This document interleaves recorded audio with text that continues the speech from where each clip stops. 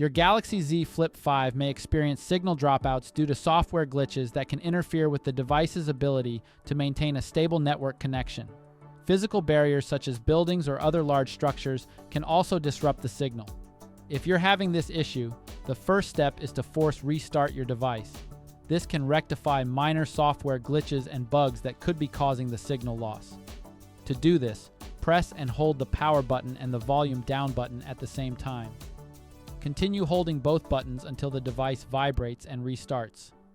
When the Samsung logo appears, release both buttons and allow the device to boot up successfully. If the problem persists after this, try moving to an open area, as buildings and other large structures can sometimes interfere with your phone signal. You can also reset the mobile network settings, which is the most effective solution to signal issues on your phone. To do this, open the Settings app. Scroll down and tap on General Management. Then tap on Reset. Select Reset Mobile Network Settings and then tap Reset Settings to proceed.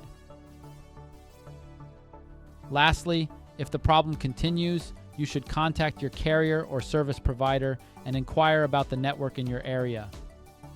Signal issues are often due to outages or other minor network-related problems, and calling tech support is also one way to report the problem.